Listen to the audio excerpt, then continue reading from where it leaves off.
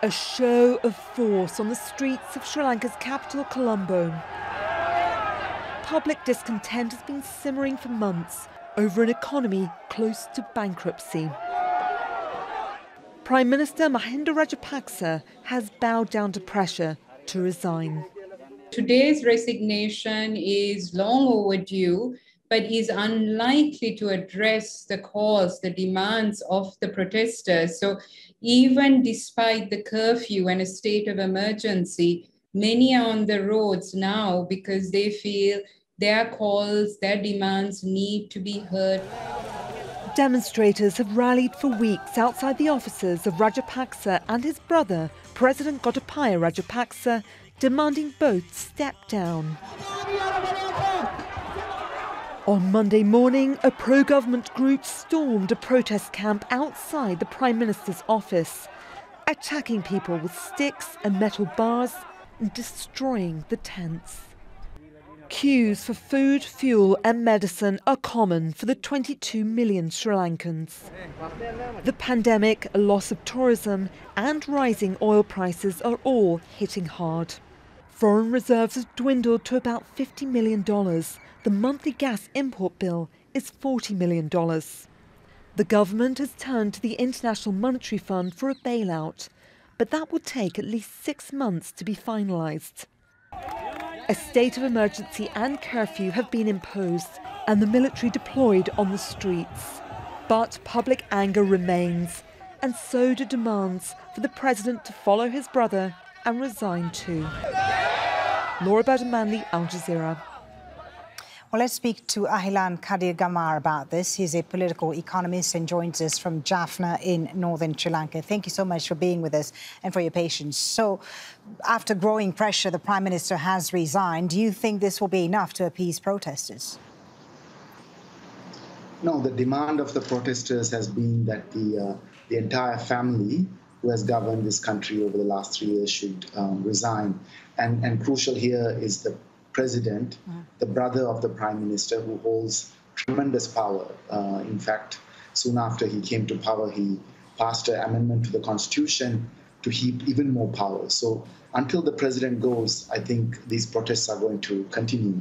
But even if the president resigns, I mean, even if the president resigns and the Rajapaksa family is out of the picture, that's not going to address the main issue here, which is the economic crisis Sri Lanka is facing today. It's worse since its independence. Yeah, this is going to be a very long, drawn-out crisis, but we need to immediately start working towards solutions. And the president, having lost all legitimacy, he just can't lead this country out of this crisis. In fact, the longer he stays in power, we are approaching a state of anarchy. Even today, when the prime minister resigned, his goons went and attacked peaceful protesters, and now there is violence all over the country, and a state of curfew has been imposed. So this kind of situation is going to continue almost in a sort of an anarchic manner until the president resigns. And then, of course, we're going to have to pick up the pieces and really start working towards rebuilding our economy. And that might take 5 to 10 years even. So we're going to see a lot of political changes over the next years in tandem with this economic crisis. Right. As Laura mentioned in her report before we came to you, the government has, of course, officially requested emergency financial help from the International Monetary Fund, which some people have said has come too late now. How might the political crisis that is unfolding now affect the negotiations with the IMF?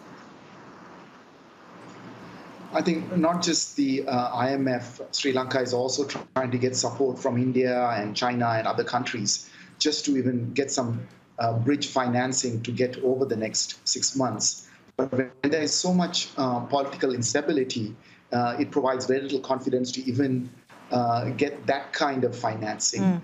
And on the other hand, with the strikes tomorrow, it's likely to be a national day of protest and strikes that are going to continue indefinitely.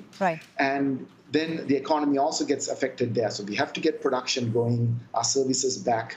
And while this political crisis lasts, it's just going to make the economic hardship that much more harsher. Tell us a bit more about the economic hardship that Sri Lankans are facing today, because, I mean, public conversations on the crisis include, of course, a wide range of issues from, agricultural policies and trade regulation, monetary foreign policy as well, and foreign credit, sorry. How does that translate into everyday life for the average Sri Lankan? What has the crisis meant for people? So petrol and diesel are in short supply. The prices of those fuel have also doubled in the last couple of months. But in addition to that, people have to wait in hours to get fuel. Cooking gas is in short supply. In fact, a couple of days ago, a lorry carrying cooking gas cylinders was looted. So, and then the price of rice has doubled. Bread is in short supply. The price of bread has doubled. So both price hikes and shortages has really enraged the people, and a lot of the anger that we are seeing against the Prime Minister and the President is about the complete mismanagement of the economy. Thank you so much for talking to us about this. Thank you for your time, Ahilan Kadir Gamar, political economist and senior lecturer at the University of Jaffna in Sri Lanka. Thank you.